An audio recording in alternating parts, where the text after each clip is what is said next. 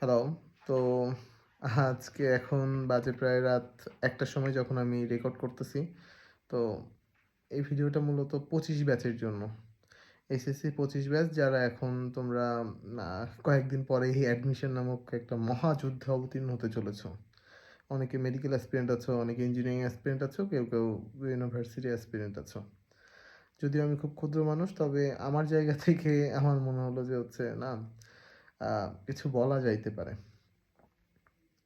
তোমাদের মতো ঠিক একই জায়গায় আমিও প্রায় ওরকম ১ বছর খানিক আগে আমিও ছিলাম। অ্যান্ড আমি জানি যে হচ্ছে আসলে যে যাই বলুক, এই সময় অনেকে বলবে যে হচ্ছে, "ধৈর্য ধরো তোমরা মানে ভেঙে পড়তেছো কেন? এই কেন, ওই কেন?"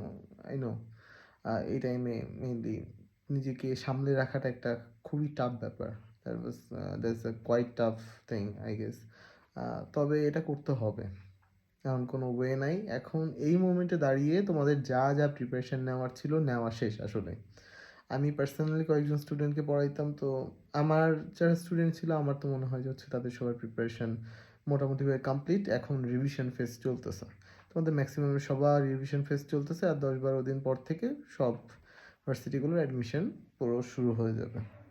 তো এখন যে জিনিসটা তোমাদের সবচেয়ে বেশি ইম্পোর্টেন্ট সেটা হচ্ছে কনফিডেন্স ধরে রাখা। এই কনফিডেন্স ধরে রাখার জন্য আমি বলব যে হচ্ছে সহজ এক্সামগুলো দাও অ্যান্ড আ যত বেশি পারো এক্সাম দাও। যত বেশি মার্ক পাবা, যত বেশি তোমার সিরিয়াল দেখবা যে হচ্ছে বিভিন্ন উইকলি অ্যান্ড বিভিন্ন এক্সামগুলোতে আগের দিকে আছে, তত দেখবা নিজের ভিতর কনফিডেন্স গ্রো করবে। আর একটা কথা মাথায় রাখবা যে অ্যাডমিশন টাইমটা এটা পুরাপুরিভাবে একটা আনসার্টেইন ব্যাপার। সৃষ্টিকর্তার উপরে ডিপেন্ড করবে। আমি সর্বোচ্চ চেষ্টা করতে পারি। বাট খেলা হবে তার কাছে। তিনি যেটা চাইবেন সেটাই হবে। তবে চেষ্টায় যেন কোনো ত্রুটি না থাকে, যেন শেষ পর্যায়ে যখন রেজাল্টগুলো সামনে আসবে তখন যেন না মনে হয় এটা যে আমি হয়তো আরেকটু চেষ্টা করলে আরো ভালো কিছু হতে পারত। এই ফিলিংসটা প্রচুর খারাপ একটা জিনিস। তো এখন হাতে যে টাইমটা আছে প্রপারলি ইউটিলাইজ করার ট্রাই করো। অ্যান্ড আমার কাছে কিছু কোয়েশ্চেন আসছে যে হচ্ছে কিছু চ্যাপ্টার হয়তো তোমরা কেউ বাকি রেখে চলে গেছো। যে কেউ বলতেছে, "ভাইয়া আমি তো ক্যালকুলাসের ইন্টিগ্রেশন করি নাই।" কেউ আবার স্থিতিবিদ্যা অ্যান্ড গতিবিদ্যা এইগুলো বাদ দিয়ে গেছো। তো আমি বলব এই মোমেন্টে দরকার নাই ওগুলো আর। যেগুলো বাদ দিয়ে গেছো সেগুলো বাদই। এখন ভুল করেও নতুন কোনো চ্যাপ্টার পড়তে যেও না। এখন নতুন কোনো চ্যাপ্টার পড়তে যাও এটা একটা সুইসাইডাল থট। ইয়েস, এখন নতুন কোনো কিছু পড়া যাবে না। এখন যা পড়ে আসছো সেগুলো ঝালাই করো। ট্রাস্ট মি এগুলোতে কিচ্ছু যায় আসবে না। তুমি ভার্সিটিতে পরীক্ষা যখন দিতে যাবে, তুমি বুয়েটের যে পরীক্ষা দিতে যাচ্ছ, ট্রাস্ট মি তুমি ওই ৪০টার ভিতর ৪০টা কোয়েশ্চেন আনসার করতে পারবে না। কেউ পারে না তেমন একটা। আর তুমি দরকারও হয় না। তোমার চান্স পাওয়ার জন্য এবং টপ 100 এর মধ্যে থাকার জন্য দরকার হয় না।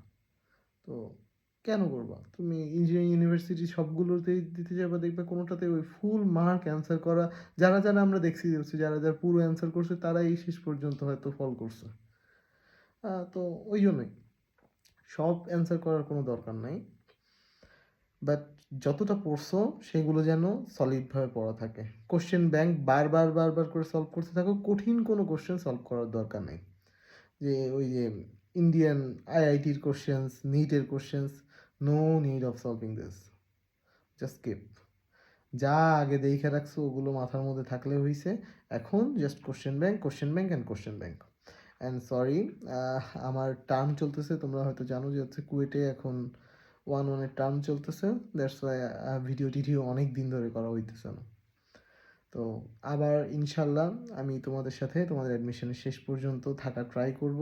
যখন যার যে প্রবলেমটা হবে আমাকে বলতে পারবে অ্যান্ড এই সময় তোমাদের কোনো কিছু আস্ক করার জন্য আমি ডিস্টার্বও ফিল করব না ইনশাল্লাহ। তোমরা যেকোনো কিছু আস্ক করতে পারো and best of luck for you all and have a good day.